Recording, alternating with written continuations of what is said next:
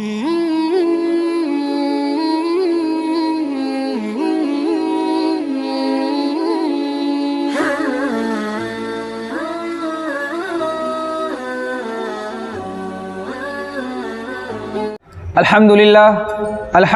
वकफ़ा वसलामुन अला इबादिहिल्लज़ीना इस्तफ़ा अम्मा बाद अऊज़ु बिल्लाहि मिनश्शैतानिर रजीम बिस्मिल्लाहिर रहमानिर रहीम या अय्युहन्नासु कुलू मिम्मा फ़िल अर्दि हलालन तय्यिबा वला तत्तबिउ खुतवातिश शैतान इन्नहु लकुम अदुव्वुम मुबीन वक़ाल तआला फ़ी मौज़िइन आख़र या अय्युहर रुसुलु कुलू मिनत तय्यिबाति वअमलू सालिहा इन्नहु बिमा तअमलून अलीम।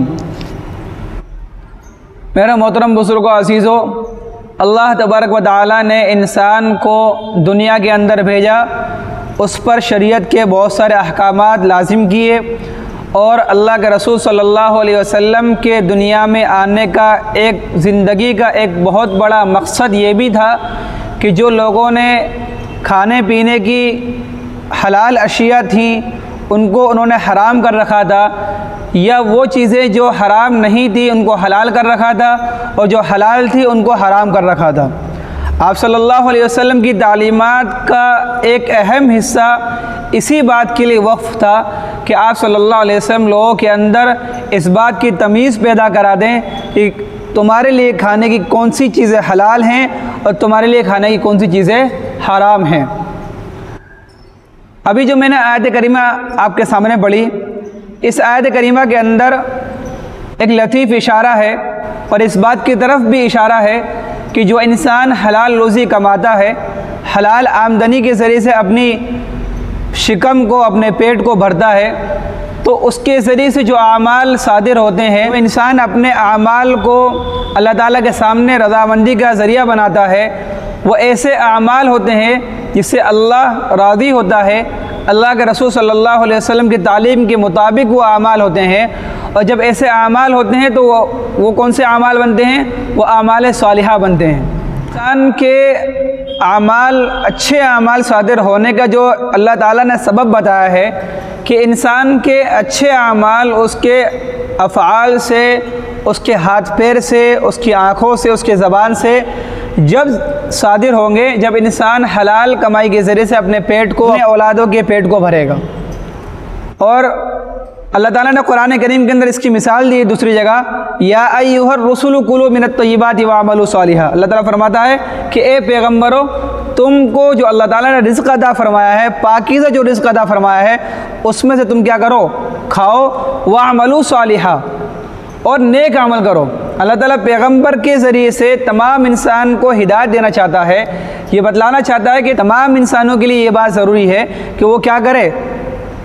हलाल रोज़ी तलाश करे और हलाल कमाई के ज़रिए से अपने पेट को भरे। उसके ज़रिए से जो आमाल करने वाला जो इंसान बनेगा वो ऐसा आमाल होंगे जो अल्लाह ताला के नज़दीक मकबूल होंगे। एक रिवायत के अंदर आता है कि आप सल्लल्लाहु अलैहि वसल्लम ने इरशाद फरमाया कि वो आदमी जो हराम माल के ज़रिए से अपनी आमदनी को जारी रखता है या हराम माल खाने के ज़रिए से अपने पेट को भरता है, तो उस आदमी के बारे में, और वो शख्स जो अपने आप को हराम कारोबार के ज़रिए से या हराम माल की आमदनी के ज़रिए से अपने आप को थकाता है या अपने आप को ऐसे इबादत में थका रहा है। इंसान क्या कर रहा है? अपने आप को इबादतों में थका रहा है, यानी वो रोज़ा रख रहा है या रात भर अल्लाह ताला के सामने इबादतों के अंदर अपने आप को मशगूल करके अपने आप को थका रहा है, यानी मशक्क़तें उठाकर अपने अल्लाह को राज़ी करने की कोशिश कर रहा है।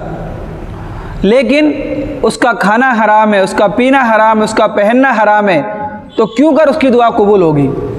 या सल्लल्लाहु अलैहि वसल्लम की इरशादात के अंदर है कि जो इंसान हराम माल कमाता है, मिसाल के तौर पर किसी इंसान ने रोज़ा रखा, उसने दिन भर अपने आप को रोज़े की मशक्क़त में डाले रखा, अपने आप को ऐसे काम जो उसके लिए हलाल थे रमज़ान के अलावा उससे अपने आप को रोके रखा, और फिर उसने इतनी मशक्क़तें उठाकर हराम माल के ज़रिए से अपने रोज़े को इफ्तार कर लिया, तो उसकी तमाम की तमाम मेहनतें, मशक्क़तें बेकार हो जाएंगी।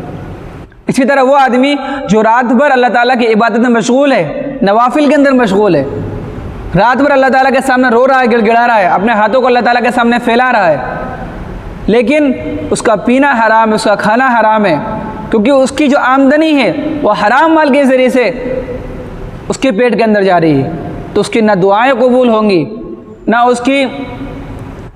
उसकी इबादतें कबूल होंगी, उसकी किसी भी तरह से उसकी इबादतें कबूल नहीं हो सकती। इसलिए हम तमाम को अपने माल को पाक और साफ़ रखने की ज़रूरत है। हमारी आमदनी कहाँ से आ रही है, हमारे माल के अंदर हराम माल मिल तो नहीं रहा, हमारे कारोबार के अंदर हराम चीज़ की मिलावट तो नहीं हो रही। आपने देखा होगा कि बहुत सारे लोग ऐसे हैं जो ट्रक चलाने वाले हैं या ऐसे लोग जो हराम कारोबारों के अंदर अपने आप को मुलविस रखते हैं। कितने ऐसे लोग हैं, मैंने ऐसे वाक़या सुने हैं कि जो जिनकी आमदनी हलाल होती है लेकिन कहीं ना कहीं उनकी आमदनी के अंदर हराम चीज़ की आमेजिश हो जाती है। एक शख्स ने मुझे कहा कि मेरा पूरा कारोबार क्या है, हलाल है अल्हम्दुलिल्लाह, मैं ड्राइविंग करता हूँ, लेकिन उस शख्स ने कहा कि कभी कभी मेरा सेठ मेरी गाड़ी के अंदर दारू की बोतलें रख देता है, क्या मेरे लिए उसका पैसा लेना हलाल है या हराम है? अब क्या करें, मजबूर है इंसान। तो उस इंसान को चाहिए कि उसकी आमदनी हरगिज़ कबूल ना करे। अगर इंसान ने उसकी आमदनी कबूल कर ली तो यकीन जाने कि आपकी जो हलाल आमदनी है वो भी हराम हो सकती है। इसलिए हम तमाम को चाहिए कि अपनी हलाल आमदनी को बिल्कुल पाक और साफ़ रखे और अपने औलादों को वही आमदनी खिलाने की कोशिश करें ताकि आपके बच्चे और आपके फ़र्जंद और आपके अहलो अयाल भी जो आमाल करें वो ऐसे अमल करने वाले बने जो अल्लाह ताला के नज़दीक मकबूल हो। अब्दुल्लाह इब्न मसूद रज़ियल्लाहु ताला अन्हु की रिवायत है कि आप सल्लल्लाहु अलैहि वसल्लम ने इरशाद फरमाया कि उस ज़ात की कसम जिस कब्ज़े में मेरी जान है, यानी मोहम्मद सल्लल्लाहु अलैहि वसल्लम की जान है, आप सल्लल्लाहु अलैहि वसल्लम ने इरशाद फरमाया कि बंदा उस वक्त तक मुसलमान नहीं हो सकता जब तक उसका कल्ब मुसलमान ना हो जाए, उसकी ज़बान मुसलमान ना हो जाए, और जब तक इंसान मुसलमान नहीं हो सकता जब तक उसकी ईज़ा से, उसकी तकलीफ़ से उसका पड़ोसी महफूज ना हो। और जब कोई बंदा हराम माल कमाता है तो फिर उसको सदका करता है तो वह कबूल नहीं होता, और जब वो बंदा खर्च करता है उस माल में से तो उसमें बरकत नहीं होती, और अगर उस माल को अपने वारिसों के लिए छोड़ दे तो वो जहन्नम के लिए अपने तोशे को तैयार कर रहा होता है। बेशक अल्लाह ताला बुरी चीज़ों से बुराई को ख़त्म नहीं करता, हाँ नेकियों से अल्लाह ताला बुराई को ख़त्म कर देता है। इन्नल हसनात युज़हिबन सय्यात, कि बेशक अल्लाह ताला अच्छाइयों के ज़रिए से बुराइयों को ख़त्म कर देता है। अगर कोई इंसान ही चाहे कि मैं बुरे कारोबार के ज़रिए से मैं लोगों की बुराइयां ख़त्म कर दूं, लोगों के अंदर से जो चोरी डकैती करने वाले लोग हैं उनको ख़त्म कर दूं, इससे हरगिज़ नहीं हो सकता। इंसान को अपने कारोबार को महफूज रखना चाहिए, इंसान को अपने कारोबार के अंदर हलाल और हराम की तमीज़ रखना चाहिए। आज अगर हम देखते हैं कि बहुत सारे लोगों के कारोबार ऐसे हैं जिनके मालों के अंदर, जिनके कारोबार के अंदर हराम चीज़ की आमेजिश हो जाती है। जैसे हम में से बहुत सारे लोग ऐसे हैं जो आज के दौर के अंदर, मुसलमानों में से बहुत सारे लोग ऐसे हैं जो सूद और ब्याज पर अपने पैसों को दे रहे हैं और उसकी आमदनी के ज़रिए से अपने घर के खर्चों को चला रहे हैं। आप यकीन जाने कि जो इंसान अपने हराम माल के ज़रिए से अपने बच्चों का पेट भरेगा और अपने अहलो अयाल का पेट भरेगा, क्या उसके ज़रिए से जो उसके बच्चे अमल करेंगे क्या वो कबूल होंगे? हरगिज़ कबूल नहीं हो सकते। कि जो इंसान हराम माल के ज़रिए से अपने माल को कमाता है और फिर उसमें से कोई माल अल्लाह ताला के रास्ते में सदका कर दे तो वो कबूल नहीं हो सकता। आज बहुत सारे लोग ऐसे हैं जिनके कारोबार हराम है और वो अपने कारोबार में से कुछ आमदनी अल्लाह ताला के रास्ते में, मस्जिदों में और मदरसों के अंदर वक़्फ़ करने की कोशिश करते हैं। वही समझते हैं कि हमारा ये अमल करना और हमारा ये सदका करना कार खैर बनेगा, सवाब का बाइस बनेगा। जबकि रिवायतों के अंदर आता है कि जिस इंसान ने हराम माल को अल्लाह ताला के रास्ते में सवाब की उम्मीद पर ख़र्च किया वो भी गुनहगार है। इसलिए अपने कारोबार को हलाल रखें, अपने आमदनी को हलाल रखें ताकि हमारे बच्चे वो अच्छे अमाल करने वाले बने जिससे अल्लाह ताला राज़ी हो। ये जो बच्चे हैं ये अपने वालिदैन के लिए आंखों की ठंडक बने। ये बच्चे ऐसे अमल करें कि जिससे उनके वालिदैन को खुशी महसूस हो। ये कब होगा? जब आप अपने बच्चों को चटनी रोटी खिलाएं लेकिन हराम से बचाकर हलाल खिलाएं, तब जाकर अल्लाह ताला आपके बच्चों के अंदर, आपके औलादों के अंदर दीन के शहदाई पैदा कर देगा। इल्म की तरफ रग़बत करने वाले बच्चों को बढ़ा देगा, जिनकी ललक ये हो जाएगी कि वो इल्म को हासिल करने वाले बनेंगे और अपने वालिदैन के लिए और महल्ले वाले के लिए और पूरी उम्मत के लिए आँखों की ठंडक बनेंगे और उनके दिल का सुरूर बनेंगे। एक रिवायत के अंदर आता है कि आप सल्लल्लाहु अलैहि वसल्लम ने इरशाद फरमाया, अब्दुल्लाह इब्न उमर रज़ियल्लाहु अन्हु को रिवायत है कि 4 खसलतें ऐसी हैं कि जिस उम्मत के अंदर, जिस माशरे के मर्दों के अंदर, जिस माशरे के आदमियों के अंदर ये 4 खसलतें, 4 आदतें पाई जाएं, समझ लो उसके पास दुनिया की सारी दौलतें मौजूद हैं। वो 4 आदतें कौन सी हैं? नंबर 1, अमानत की हिफाजत हो, ईमानदार हो आदमी। आज के ज़माने के अंदर हम देखते हैं कि अमानतदार आदमी बहुत कम मिलेगा। किसी ने किसी को कोई चीज़ दी तो वो ज़रूरी है कि वो उसको खोल कर देखता है। अमानतदारी हमारे माओ बहनों से और हमारे लोगों से, माशरे से ख़त्म होती जा रही है। और आप यकीन जाने, गैर मुस्लिम जो लोग हैं या हुनूद जो लोग हैं, वो आज भी मुसलमानों को अमानतदार समझते हैं। आपने देखा होगा कि बहुत सारे लोग ऐसे हैं मुसलमानों के जो आज भी गैर मुस्लिम के गल्लों पर, आज भी गैर मुस्लिमों के काउंटर पर बैठते हैं और गैर मुस्लिम उनको अमीन समझते हैं, अमानतदार समझते हैं, इसलिए तो उनको बिठा रहे हैं। और ये हकीकत है कि आज मुसलमान अमानतदार नहीं है। जब इंसान अमानतदार होता है तो उसके चर्चे होने लग जाते हैं। आपने सुना होगा कि आप सल्लल्लाहु अलैहि वसल्लम का जो नबूवत से पहले जो नाम पड़ा था वो कौन सा था? एक अमीन और एक सादिक। आप सल्लल्लाहु अलैहि वसल्लम अमानतदार थे। उनके पास अगर कोई बातें महफूज रखने के लिए रखी जाती तो उसको अमानत के तौर पर महफूज रखते। कोई चीज़ है उनके पास रखी जाती तो उसको अमानत के तौर पर रखी महफूज रखते। आज हम किसी को कोई चीज़ दें, वो ज़रूर खोल के देखें कि इसमें क्या है। अगर आप किसी को नॉर्मल डब्बा बना कर दें और उसकी अमानतदारी उसको चेक करना चाहें तो आप उसको उस डब्बे को कुछ भी नहीं रखना है, उसको दे देना है कि आप इसको रखना है, मैं 4-5 दिन बाद लेने के लिए आऊँगा। और उसमें आप कोई चीज़ डाल दें, पत्थर कंकर वगैरह, आप उसको हिलाएं, वो डब्बा लेकर क्या करेगा? हिलाएगा। कुछ ना कुछ तो है इसमें, कुछ ना कुछ तो है इसमें। यानी वो इसके ज़रिए से वो डब्बा खोल के देख लेगा। तो इंसान को चाहिए कि नंबर 1 खसलत क्या है कि अपने अंदर अमानतदारी पैदा करे, चाहे वो किसी भी ताल्लुक़ से, बात के ताल्लुक़ से हो या पैसों के ताल्लुक़ से हो या उसके घर में कोई चीज़ आ रही हो उसके ताल्लुक़ से हो। अमानतदारी इंसान को ज़रूर रखना चाहिए। नंबर 2, सच बोलना। और सच बोलना मैंने आपको बताया कि आप सल्लल्लाहु अलैहि वसल्लम जब नबूवत से पहले आप सल्लल्लाहु अलैहि वसल्लम अमीन और सादिक के नाम से मशहूर हुए थे, वैसी वजह यही थी कि आप सल्लल्लाहु अलैहि वसल्लम हमेशा सच बोला करते थे। और आज देखो, बात बात में झूठ है, पल पल में झूठ है। और इंसान इस झूठ को गुनाह भी नहीं समझ रहा, जबकि झूठ गुनाह कबीरा में से, बड़े गुनाहों में से है। तो इंसान को सच बोलने वाला बनना चाहिए, चाहे जहाँ कहीं भी हो सच बोलना चाहिए। हाँ, झूठ बोलने की वहाँ गुंजाइश है, जहाँ रिश्तों में बिगाड़ पैदा हो रहा हो तो वहाँ झूठ बोलने की गुंजाइश है।